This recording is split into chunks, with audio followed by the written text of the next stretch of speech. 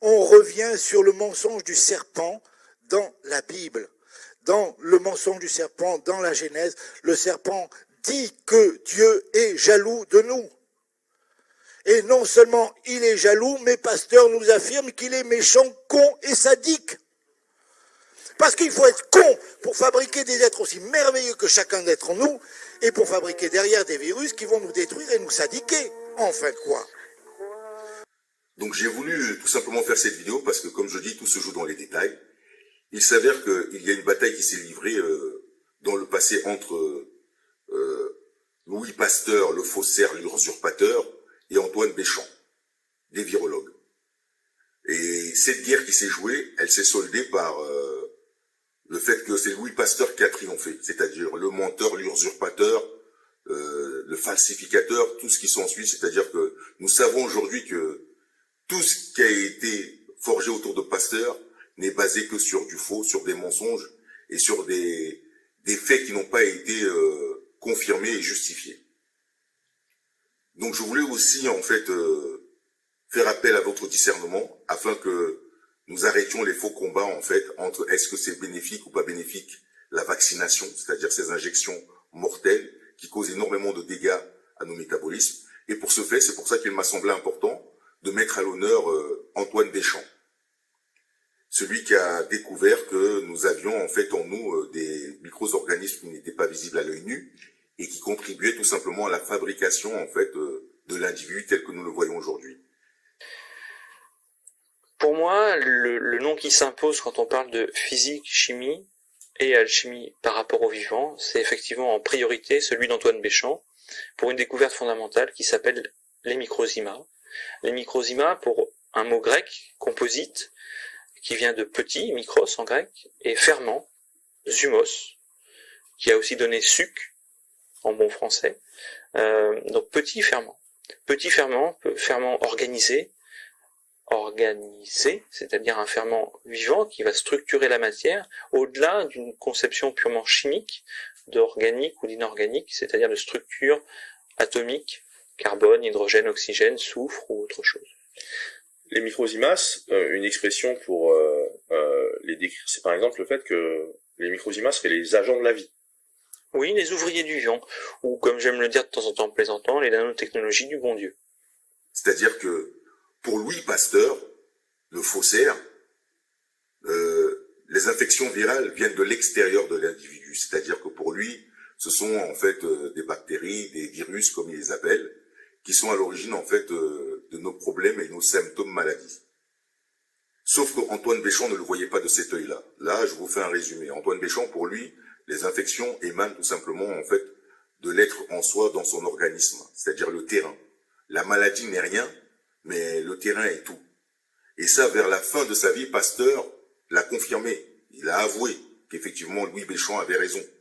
Sauf que nos institutions, qui sont corrompues, et ainsi que nos gouvernements, continuent à nous nourrir avec ce qu'on appelle tout simplement des fake news, c'est-à-dire des mensonges en bande organisée. Ce sont des criminels qui gouvernent désormais et qui sont à la solde en fait de Big Pharma, qui financent en réalité toutes ces campagnes de vaccination et tout ce qui s'ensuit derrière.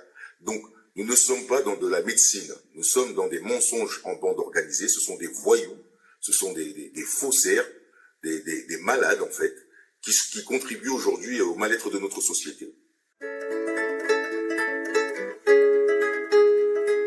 En soins naturels, le terrain est tout et le microbe n'est rien.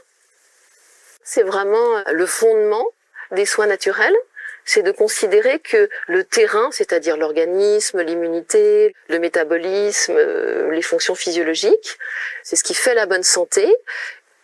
Et quand ce terrain est détérioré, apparaît la maladie. La maladie n'apparaît pas en conséquence de la présence de microbes. C'est pour ça qu'on dit le microbe n'est rien et le terrain est tout. En fait, c'est les thèses d'Antoine Béchamp. Antoine Béchamp a vécu au XIXe siècle, il a fait des tas de recherches et donc il est arrivé à cette thèse.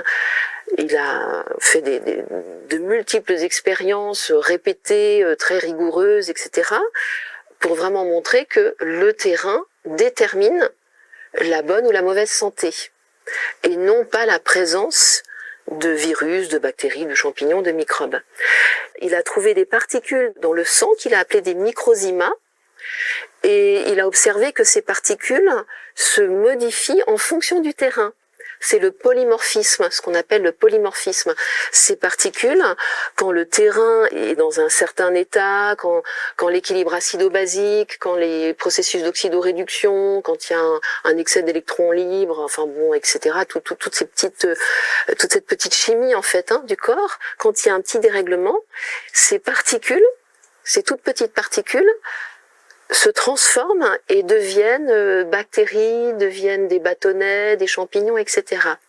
Donc en fait, c'est le corps qui va générer les microbes qu'on considère pathogènes. Donc c'est une vision complètement différente.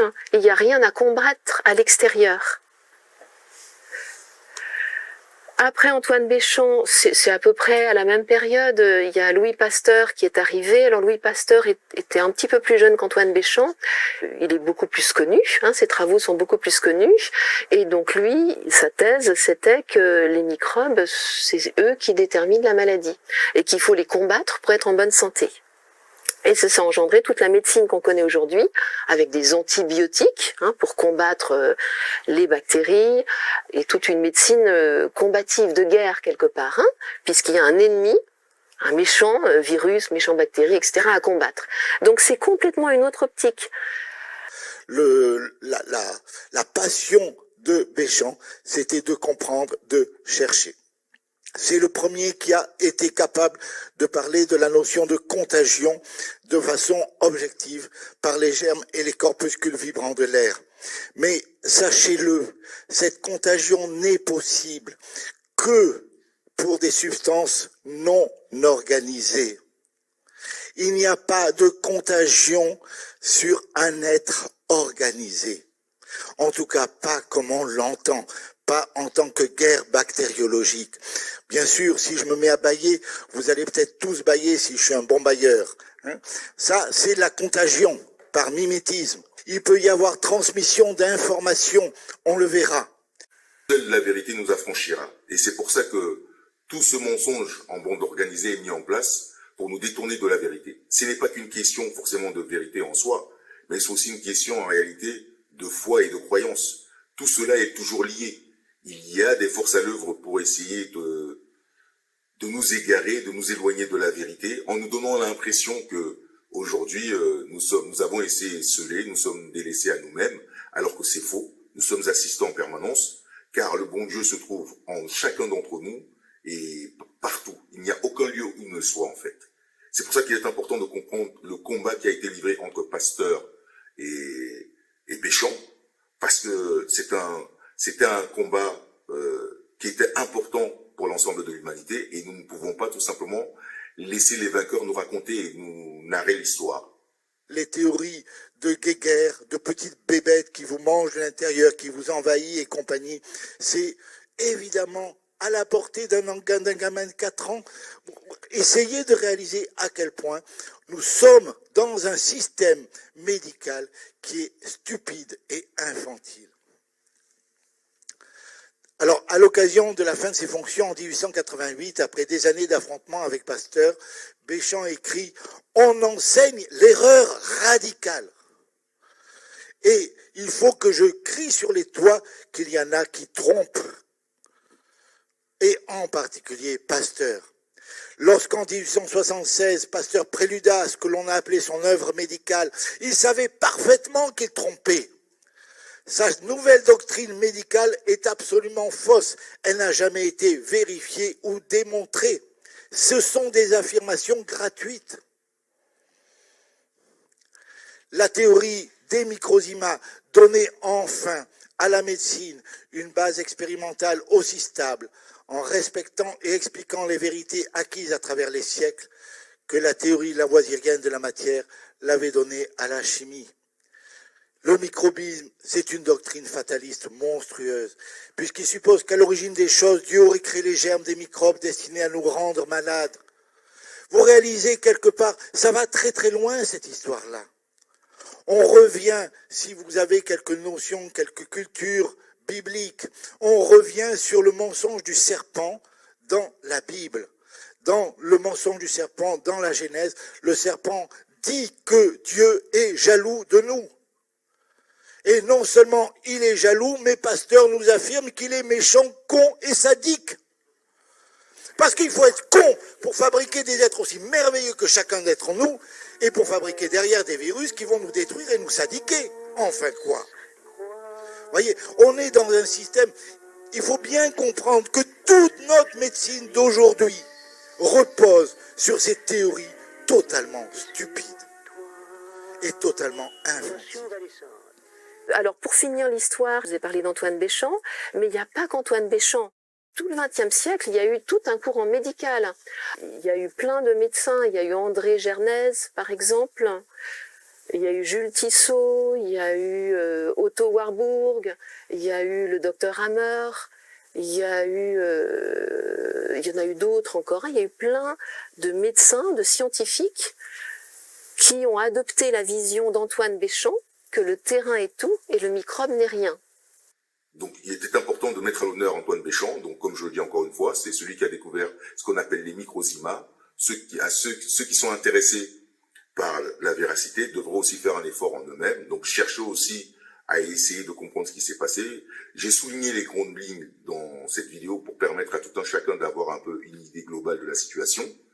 Et il s'est avéré que pendant mes démarches de recherche, j'ai acquis énormément de perceptions qui m'ont permis d'aboutir à une certaine compréhension qui démontre que il y a une guerre entre, comme on appelle ça, entre guillemets, le diable et toute personne qui recherche la vérité.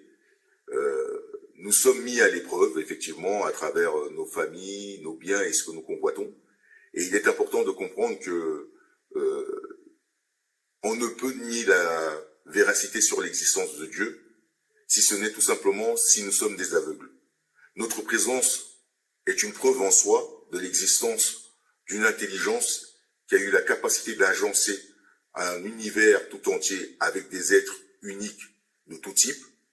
Et il n'y a aucune coïncidence. Ceux qui ont voulu suivre l'œuvre de Pasteur pensent que si nous prenons par exemple en exemple une voiture et que nous la mettons en pièces détachées dans une boîte et que nous secouons la boîte, la voiture, quand on va ouvrir la boîte, elle sera tout simplement construite. Non, nous pouvons avoir tous les différents éléments qui permettent de construire une voiture, mais qui va assembler et construire cette voiture, si ce n'est tout simplement un être intelligent? C'est pour ça que nier l'existence de Dieu, c'est nier tout simplement sa propre existence à soi-même.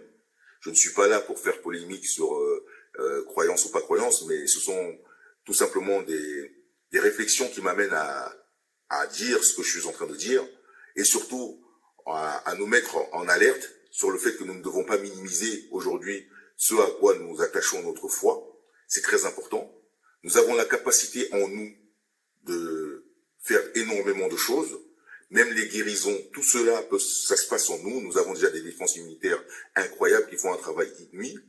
Et savoir que Dieu est avec nous et il est en nous, au lieu de chercher en réalité des solutions à l'extérieur de nous-mêmes, elles sont déjà en nous-mêmes. C'est une question aussi qui relève de la spiritualité. C'est une guerre qui est faite contre des gens qui cherchent tout simplement à s'émanciper à travers la spiritualité. Tout est fait pour que nous restions terre à terre, afin tout simplement de ne pas pouvoir prendre conscience de l'importance de la traversée que nous sommes en train de faire actuellement, où nous sommes en train de vivre. Donc, à travers cette vidéo, j'ai voulu partager certaines compréhensions qui consistent à dire qu'effectivement, il existe des forces qui sont mises à l'œuvre pour détourner l'humanité en réalité de la vérité. Et le fait tout simplement de minimiser la vérité nous amène et nous conduit à des impasses et à des difficultés et surtout à des souffrances. Lorsque on voit une personne qui vient aujourd'hui, soi-disant pour nous aider à guérir, qui nous fait aucun diagnostic, qui nous fait prendre une soupe qu'on appelle vaccin, avec des éléments aléatoires, des embryons de fœtus, tout ce qui est abject est mis dans ces choses-là, et on nous les injecte, et nous on est là, on tend notre bras comme des idiots, et on leur fait confiance. Eh ben, je voulais arrêter en fait les débats sur la vaccination, est-ce qu'elle est bien ou elle est pas bien. La vaccination est une hérésie, tout bonnement parce que il n'y a aucun diagnostic qui est fait aux patients en amont.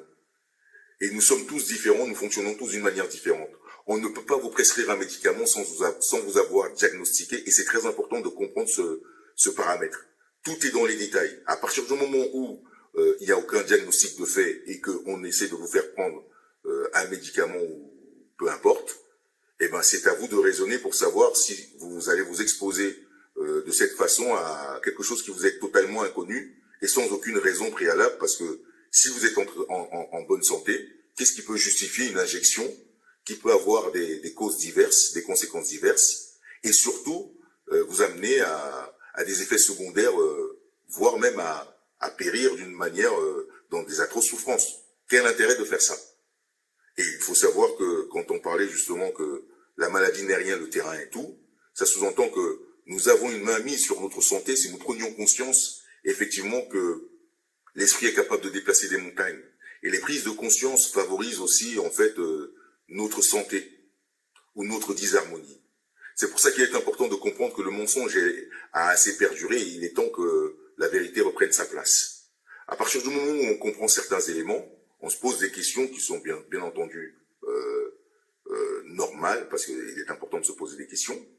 Mais toujours est-il que, à travers tout ce que j'ai pu percevoir, c'est que nous pouvons être en disharmonie. Disharmonie, ça sous-entend maladie, mais ce n'est pas vraiment de la maladie. La disharmonie, c'est tout simplement parce que pour être en harmonie, il faut suivre en fait une certaine conduite, une certaine façon de vivre, c'est-à-dire une bonne hygiène de vie. Comme je parle, la spiritualité joue un très grand rôle là-dedans. Donc il y a aussi l'effet de nos croyances. Tout ça impacte en fait notre organisme, car c'est un organisme vivant qui peut être influencé par ce que nous pensons, par ce que nous envoyons comme information. Et il est important de penser positif.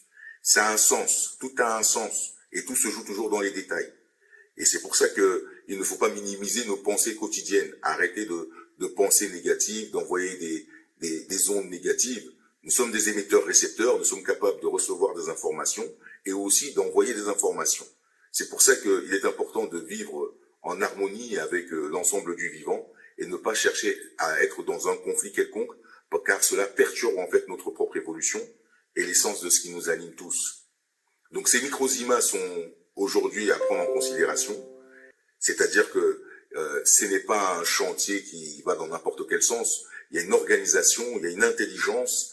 Et quand on voit les défenses immunitaires, ce qu'ils sont capables de faire, ayons foi aux défenses immunitaires qui nous ont été octroyées et arrêtons en réalité de remettre cette foi à travers des gens qui cherchent simplement à faire un profit, à travers le fait qu'ils nous rendent malades pour ensuite nous dire comme quoi ils veulent nous soigner. Tout cela, c'est une hérésie.